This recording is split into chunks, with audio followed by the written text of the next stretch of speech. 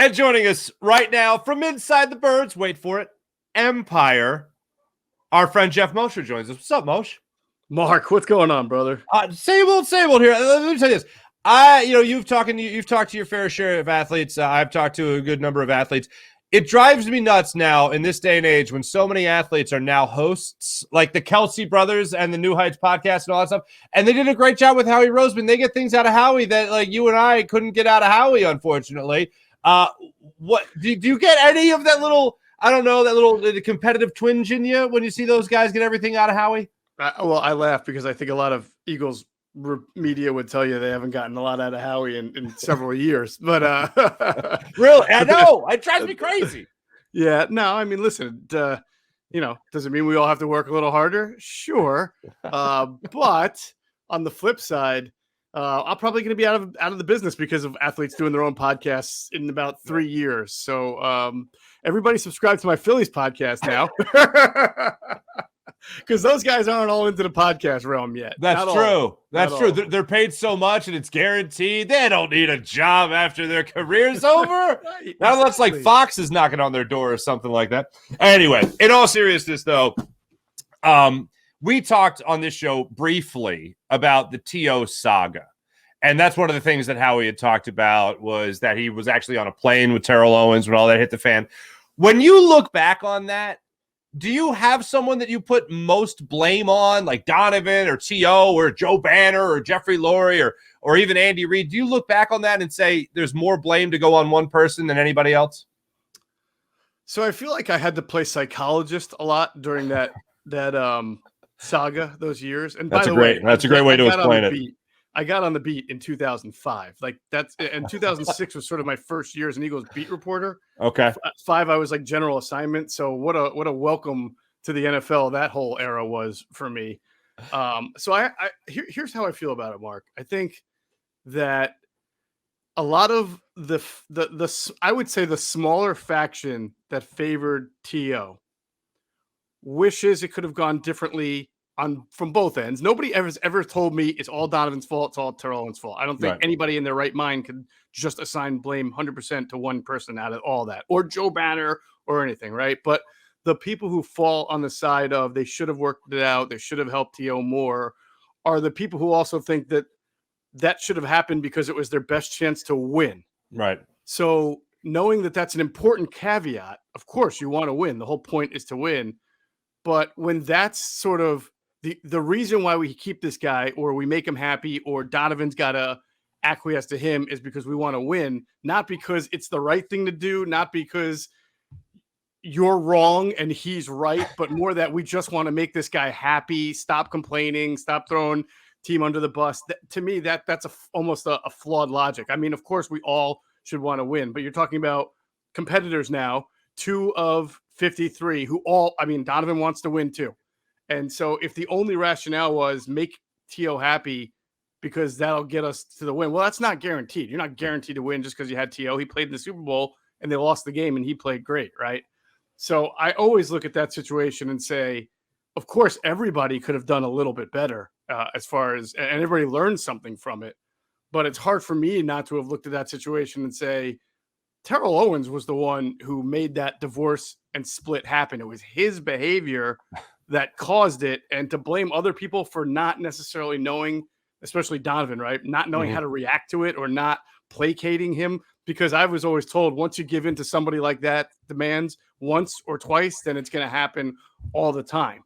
So I've always kind of fallen more on the side of Donovan was less in the wrong than Terrell Owens by a large margin. Gotcha. To fast forward to present day and actually go into the future a little bit here, talk a little draft with you here. I know you guys are writing up on it for Inside the Birds for your podcast as well with Adam Kaplan, as well as InsideTheBirds.com. You guys talking about it on your own YouTube channel as well. Jalen Carter, how much of this is real? Obviously, he came by the Eagles per reports. Is there really an attraction there between the Eagles and Jalen Carter? Well, I mean, Jalen Carter's a defensive tackle. The Eagles lost Javon Hargrave. They prioritized the trenches. He's the top, considered by many to be the top defensive tackle at the position. So it's not, are they interested? Of course, any team that wants a defensive tackle would be interested. The question is, does he get to 10. And I know Daniel Jeremiah from the NFL Network feels that this recent decree by Drew Rosenhaus that he's not going to visit anybody outside the top 10 is because the Eagles are at 10 and they've already given an assurance that they would pick him, which seems like a strange assurance to make unless, I only say that because what if you're sitting at 10 and Jalen Carter's on the board and 3 teams give you a call and, offer you a haul? I guess in the long run for Drew Rosenhaus, it doesn't matter. That means he went in the top 10, right? Sure. So, but I mean, to automatically assume that the Eagles are going to take him if he's there at 10, probably not a reach, but I would always, there's so many things that happen on draft night. Look at the AJ Brown trade. That thing kind of came up at the last minute. There was no buzz about it. There was no kind of, Howie had tried to sign Allen Robinson and trade for Calvin Ridley before that, all before. So, that wasn't something that was in the works for quite a while. I just think the question would be, does Jalen Carter make it to 10? And the one thing I would add from an Eagles perspective is that lately, I would say probably since Howie got power restored after the Chip Kelly era, he has put a lot of precedence on good character, good citizenship out of his first and second round picks.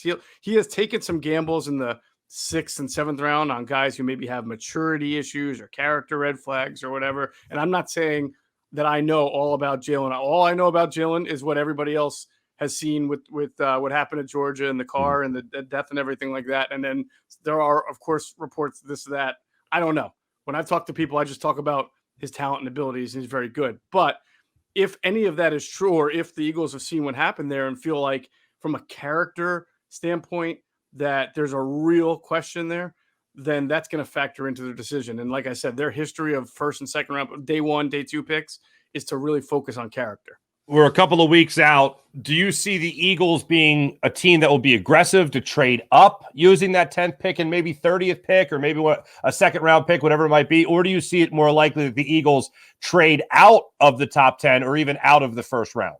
Yeah, I don't know if they want to trade out of the first round when you got 2 first-round picks, right? Mm-hmm. But I'm sure that Howie is looking at his, draft pick schedule and noticing that those middle rounds, there's no Eagles anywhere for quite a while. Yeah. And you know how itchy he gets on draft day in general. So I can't imagine it's going to stay that way. I think he would love it if one of those top quarterbacks, Will Levis, Anthony Richardson, whoever, was still around at 10 so that somebody calls him up and offers him a haul to move down a little bit. I think he would do that in a heartbeat. Now, I don't know if that's going to happen, though.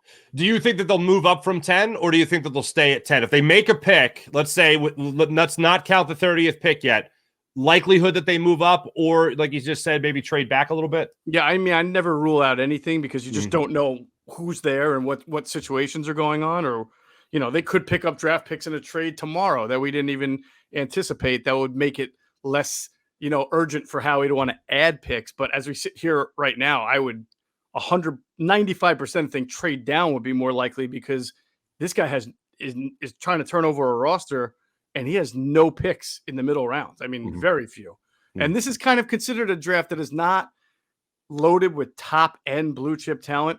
Normally in a given year, you'll speak to teams and they'll tell you they got about 13 to 15 guys with first round grades. All right. There's never 32 guys with never, not once have I ever heard of like everybody picked in the first round had a first round grade. It's just not like that. Mm-hmm. So, but this draft has good depth. There are a lot of positions where you feel like you can get yourself, if he's not a 5-time Pro Bowler, he's at least a 3 to 5 to 7 year starter in round 2 and round 3 and round 4. So you want to be able to capitalize on that when you're trying to turn over your roster as much as the Eagles have to. You mentioned the A.J. Brown thing just kind of coming together at the draft last year. When I think about a draft day trade, I don't necessarily think about anything with that 10th overall pick. I think the Eagles will stay in that spot, and I think they'll have a shot at least at Jalen Carter there. But if they don't get that guy, the guy they're rumored to be interested in here, you could be looking at maybe trading that 30th overall pick, and the name I keep seeing come up now is Jeffrey Simmons. Do you see the Eagles trading for a proven commodity like Jeffrey Simmons and then maybe getting a later round pick, like a 4th round pick in a deal like that and trying to acquire that proven talent? So many layers of that onion to peel back. So you ain't kidding. You're Titans GM Rand Carthon, right? And the guy just got fired, who was a pretty good GM. It's not like Tennessee has had like all this great blue chip talent. They've had Derrick Henry and some good defensive players, and they've always overachieved, right? And the guy hit on some picks, John Robinson. But he makes a trade to the Eagles, giving away a really good player, a Pro Bowl caliber player, right? Even though he got a first round pick, and then he gets fired. All right, you're going to be the guy to trade Jeffrey Simmons, a really good player, to the Eagles, start right it off, and hope to get a first round. And by the way, Jeffrey Simmons is a really good player, so I'm not sure that the 30th pick is enough to get him, because he has been a first round pick who's played to first round pick level. Like I said, when you're talking 30th overall pick, you're talking about a player that most teams are going to have graded as a early to mid 2 at that point. All right. So I don't know that the 30th overall pick gets it done unless there's some kind of ultimatum between the player and the agent, get me out of here type situation that we don't know about. Do you have a guy that you're looking at right now in this draft that it's almost the guy that you would really love to see in maybe at some point, Kelly Green, this season? Well, I'll give you a guy who I think like sort of screams Eagle type of player, right? And that's the Pitt defensive tackle, Kalijah Kancey. A little bit undersized, but the Eagles have shown you over the last few years that while they are a very traits-based team and they're a very analytics-based team, there are some exceptions, right? Landon Dickerson has got to be a medical analytics exception with all the injuries that he had. Devontae Smith didn't run a 4.2 at Alabama, and he weighed 180 pounds. So that's sort of a size exception that you would make that goes against the analytics rule, right? Kalijah Kancey, he's like 5'9", 5'10", but he's got such upfield burst. I mean, how often do we talk about Eagles needing defensive tackles and looking for guys that get up the field and high motor quarterback, high motor, exactly. So now he's kind of a guy. Do you pick him at 10? He's almost like, is it too early at 10? Is it too late at 30? Again, that's where the trade down scenario comes in. But I wouldn't, I don't think it's an overreach if you really have him that graded that high to take him at 10. He's a really good, productive player, and he fits exactly what you need.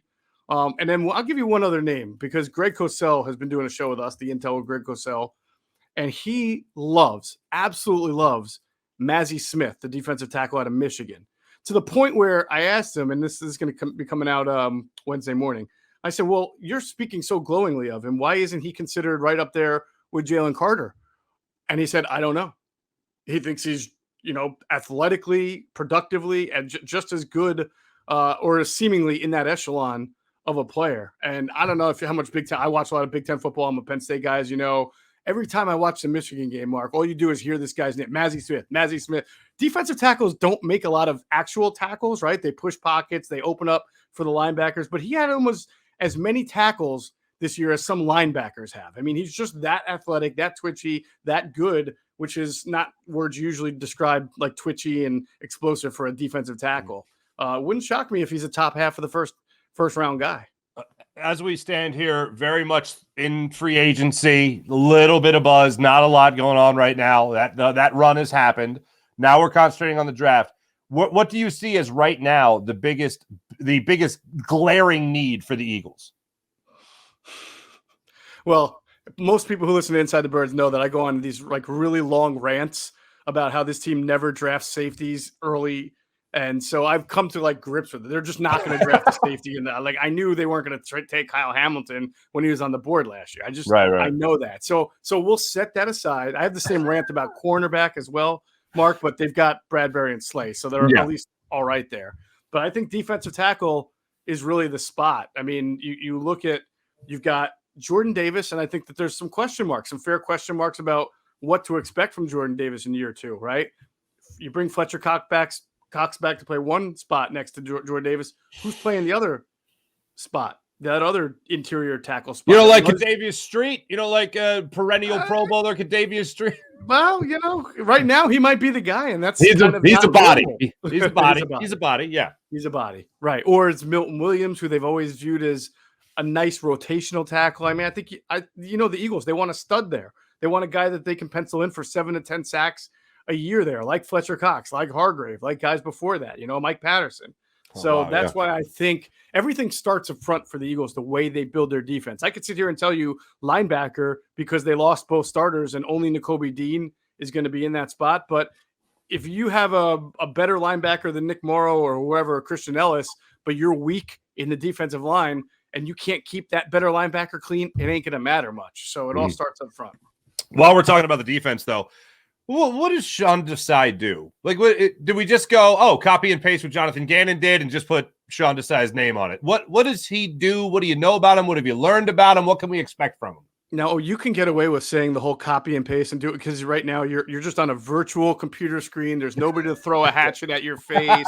Nobody to use your picture. Your actual face as a dartboard. Not yet. Because you said it, not me. That's right. all I'm going to say. But I'm asking the question. It's a fair question. Right, but we don't know anything. We know his resume. Yeah. But in terms of what he's going to bring to the table, what do you think? I defy you to ask me that question if you and I were doing a show from like a local restaurant and there was a crowd there and verbalize it that exact way. And then you have to make me answer it. Because what if my answer is yes? Like it's a lot like Jonathan. Then I got to be the one to get beat up after the show? Come on. It was, you know what? It was sort of, but not as much in the vein of the line from Office Space. So what is it you say you do here? What is it you say do? It's sort of in that same vein, but like he is a mystery guy. Like he doesn't have a lot of experience as a defensive coordinator. Like, and even in the role that he had in Seattle, he was kind of in the, I hate to say it, but like backwoods. Like he wasn't at the forefront of everything. So I'm just curious. Here's the easier way to say it. Here's the nicer, polite way to say it. What are your expectations of the type of defense he's going to run? Well, Mark, I'll tell you what I expect from Sean Desai. I think that he will run he comes from, I don't want to say he comes from, he was in Chicago when Vic Fangio was the defensive coordinator there. So he obviously has a lot of Fangio influence because when Vic left to become head coach of the Broncos, was it? Then Sean Desai became defensive coordinator. But people should remember that he had been with the Bears when John Fox was there. And before that, Mel Tucker, when they had Mark Trestman as a head coach. So it's not like he's solely influenced by Fangio. And this is not like, to me, like the whole, you remember like how if Sean McVay like said hello to you one day, you were automatically a head coach candidate. You know, it feels that way with Vic Fangio lately. Like if you know Vic Fangio, if you have a V and a C in your name, you're like automatically going to get a defensive coordinator job in the NFL or a head coach. But with Sean, yes, he's going to run Fangio concepts. If you look at his blitz percentage, it's very similar to Jonathan Gannon's in his 1 year. Now, that's 1 year sample size. Jonathan was only really 2. So it's a small sample size. In some of the film I've seen of the Bears defense from when he was a coordinator, I do think you saw a little bit more creative, like line deployments, overloads, different kind of, it's not like they're just lined up in the same spot. And I'm not saying Gannon did that too, but the most that you would see is maybe Hassan Reddick move around a little bit and an occasional blitz that wasn't really the most exotic blitz you've ever seen. It was just a blitz, right? So there's obviously a lot of questions to be answered by Sean, but from what I've seen, I think what you'll see is a little bit more diversity in his personnel deployment that will make it a little more confusing as to figure out where is he trying to generate pressure from. Understood. Overall, gut feeling on this offseason. I know there was a big hubbub with Chauncey Gardner-Johnson and what the Eagles offered versus what they said they offered, what Chauncey Gardner-Johnson's camp said that they offered and all that stuff. Overall, what is your vibe on the offseason? Do you feel like good things are still to come for the Eagles in the upcoming season? How are you feeling this offseason is playing out so far? Well, the number one vibe is that, remember, at this time last year, the Eagles didn't have James Bradbury and they didn't have Chauncey Gardner-Johnson, right? And then in 2017 at this time, they didn't have LeGarrette Blount, and I'm not even sure they had Chris Long at that point yet. They certainly didn't have Ronald Darby.